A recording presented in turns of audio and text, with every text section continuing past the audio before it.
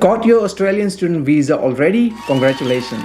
I'm pretty sure you're very excited about it. And believe me, we are as well. But here are top 8 things you need to do before arriving in Australia. Will make your life way easier if you know all these 8 points. And if you stick around till the end of the video, I'll give you a little bonus by giving you details about a student spreadsheet where you can find your uni mates, accommodation mates, and your travel mates as well. So make sure to stay till the end of the video if you want to know about that. Now let's get started with the first thing. So the first thing on our list here is incoming passenger card. This is the card everyone needs to complete who's arriving into Australia. Whether you're a student, permanent resident, or Australian citizen, you need to complete this card before arriving into Australia. Usually the airline you are arriving in will give you this card in the plane itself before your arrival. Now this card basically asks you about your personal details, the flight you are taking into Australia, the reasons why you are coming to Australia, and very importantly asking you about what you are bringing into Australia. And if you see on this side of the card, there are options with yes and no answers. This is specifically for the items that you are bringing into Australia. So if you are coming to Australia, you need to know that when you are completing this form,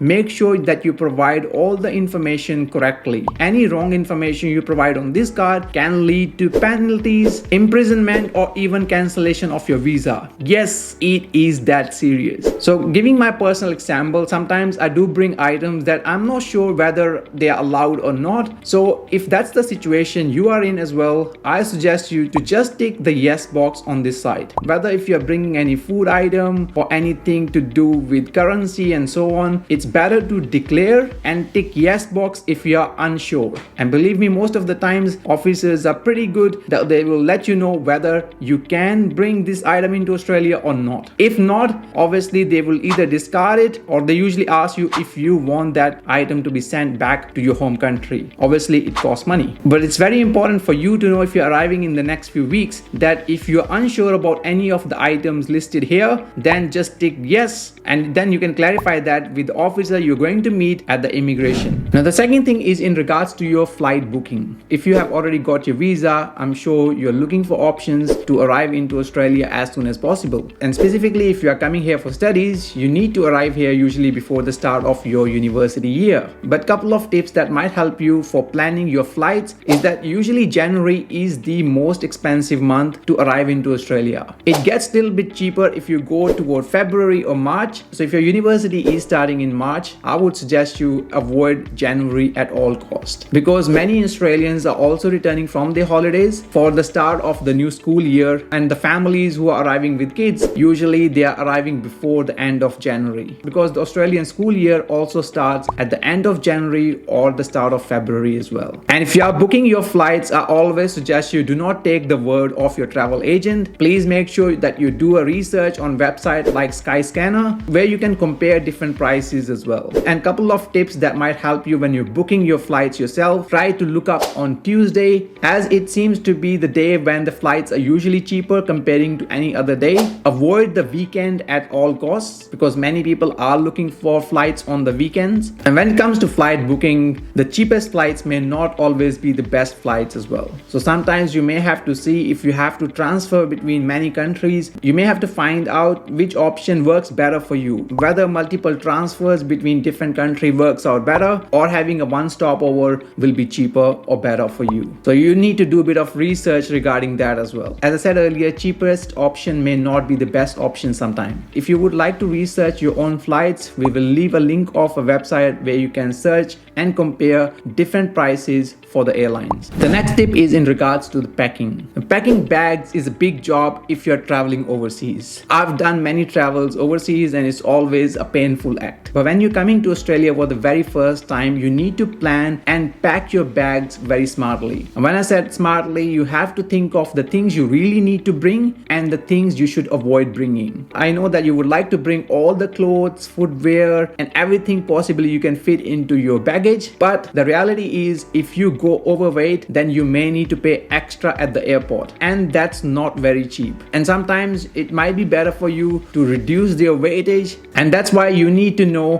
which things that are very important for you that you must bring and the things you can avoid bringing. So my suggestion is, before packing, look up for the weather in the city you are arriving in. For example, if you're coming in cities like Melbourne, Hobart, Canberra, they usually get quite cold. So it is wise to bring more winter clothes than the summer clothes. But if you're coming in cities like Brisbane, Gold Coast, Darwin, Cairns, Perth, these cities get usually quite warm. So you need to understand the weather of the city you're arriving in and plan accordingly for what you need to bring and what you can leave back home. We already have a video regarding what you should pack in your bags when coming to Australia, so we'll leave a link of that video in the description box below. But we are thinking of creating another video for specific packing, what you should bring and what you should avoid at all costs. If you would like us to make a video on that topic, please let me know in the comment section below by typing packing. The next thing you need to know about is apps. You need to have some apps on your phone in order to make your life easy when you arrive here in Australia. So these are some of the recommended apps that you should download in your phone. Some of them will already be pre-installed in your phone anyways. Apps like Google Maps, which is quite handy here in Australia, Uber if you are going to use for airport pickup, Gumtree for finding accommodation or finding any sort of a marketplace items, some sort of a communication app like WhatsApp, Viber, which you can use to communicate with your family right away after arriving, food delivery apps like Uber Eats or DoorDash in case you need to get food right away after arriving, public transport services app for the city you're arriving in. For example, if you're arriving in Melbourne, you might like to download MyKey app, and these are some of the apps you will be using quite often after arriving as well. And if you are planning to work, then you might even download apps like Seek on your phone to search for some job opportunities before arriving as well. The next one is in regards to accommodation. If you have been watching our videos over the last few months, you would have noticed that we are emphasizing for you to pre-book your accommodation before arriving here, and it is something we are going to emphasize again in this video. Please pre-book your accommodation, whether it is in the university or in some private accommodation or with friends who you might be coming to live with. So there are a few websites or apps you should check in regards to booking your accommodation. Some of the popular ones are Facebook, where you can join some Facebook groups in order to find your accommodation. Gumtree is another popular app. There's another website called Flatmates if you are looking for shared accommodation. Apart from that, if you're looking for specific student accommodation, then website like Amber Student might be helpful. If you would like to book through Amber Student, we have a link in the description box below which you can use to search for your accommodation and book through them. But it is very critical that you book your accommodation in advance before arriving into Australia, especially these days as people are struggling to find accommodation, to the point that it might be easier to find a job but it's harder to find accommodation. Even locals are finding it difficult to get a decent accommodation. We're not suggesting that you have to book the accommodation for the whole year, but it might be good to book for the first few weeks so it doesn't become a hassle for you when you arrive in Australia and you have to start looking for accommodation right away after arriving. Trust me, it's not fun. The next one is in regards to documents. So you need to bring some documents along with you. That includes your passport, making sure that you have a visa documents printed, you have your COE, your overseas student health cover policy documents, your IELTS, PTE or other English tests that you have undertaken, those documents, your academic transcripts. I always suggest students to create a file or folder where you bring all these documents in, and always carry in your hand luggage. Never put these important documents in the checked in luggage. And if you have a driving license, I highly recommend you to bring that along with you as well. There's a high chance that you might be driving in Australia. The good thing, if you are a student, you can utilize your overseas license for a while depending upon which city or state you're coming in. So for example, if you're arriving in Melbourne, you can use your overseas license for the first 6 months. After that, you need to convert that to a local driving license. So if it's very important you get your driving license sorted before arriving. The next point we are going to discuss here is money. How much money should I bring if I'm coming to study in Australia? Now it depends upon a lot of factors like your personal choice and the budgets you have and like the city you're arriving in and so on. But in general, if you are coming to Australia, you will need to bring in some money with you in order to survive the first few weeks so that you don't stress out yourself to find a job right away after arriving here. And over the last few years, you might have heard about it that the rental costs are going up, the cost of groceries are going up, and the cost of living in general is getting higher over the last few years. areas. So you might have to consider the factors like if you are coming in to live with your friends, with the family members here, or you're going to live in a university accommodation, what sort of arrangements you have for your food, your transport, and so on. If you ask my personal opinion, I would say anything between $1,500 to 2,500 Australian dollars will help you to survive at least for the first few weeks. Of course, you can bring more or less depending upon your situation, but this sort of money may help you to survive without stressing too much about finding a job right away after arriving, which can be a challenge in itself. And while some of you might bring your overseas credit cards and debit cards and so on, you may have to consider whether there will be additional charges or fee associated of using overseas cards in Australia. Personally, when I'm traveling, I'm using a card like Wise Card to help me with my travel purposes. But if you are coming to live here for a while, then you may have to open your own bank account here in Australia. So travel cards might be helpful for a while, but in the long run, you have to open a bank account, because chances that if you're going to work, your employers will deposit the money in the bank account itself. And last but not the least is electronics. Many students have this question regarding electronics, that should I bring my electronics from my home country or should I get them here, especially when it comes to phone, laptop, and so on. So if you already have a decent laptop or a phone, I would say just bring them as it is here. But the chances are that most of these things will work without any issues, and you don't need to necessarily spend money if you already have these things available to you. But if you don't have one, or if you would have to decide whether you want to buy one, then I recommend you to come to Australia and then buy from here itself. The reason being is that sometimes it may work out cheaper as well, because there are a lot of good deals that come around during the year where you can find cheaper laptops or cheaper options to buy. For example, Apple run very specific deals for university students at the start of university here. Currently, at the time of shooting this video, they are running one as well. We actually have a whole video on how you can get Apple products for cheap. So if you would like to watch that, we'll leave a link of that in the description box below. But there are many sales that happen during the year,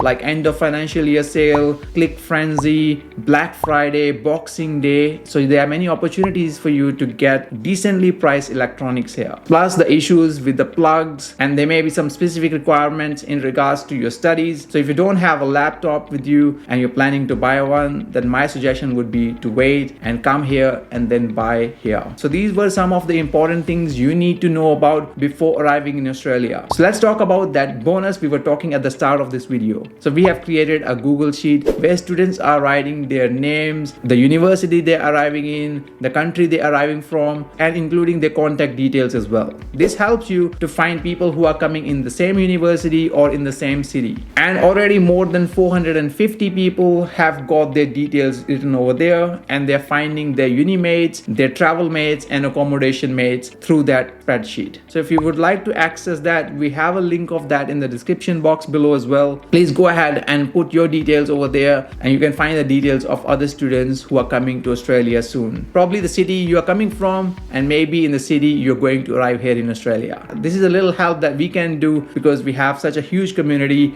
thanks to all the international students who are part of our Instagram, YouTube, email list, and so on. So make sure to check our other social channels as well, and if you want, you can sign up on our email list as well. And if you would like to know things you need to do after arriving in Australia, then I suggest you to check this video out where I discuss about all the things you need to do after arriving. It's a very comprehensive video. You will get a lot of information what you need to do after arriving. Click on that video there, and I'll see you there.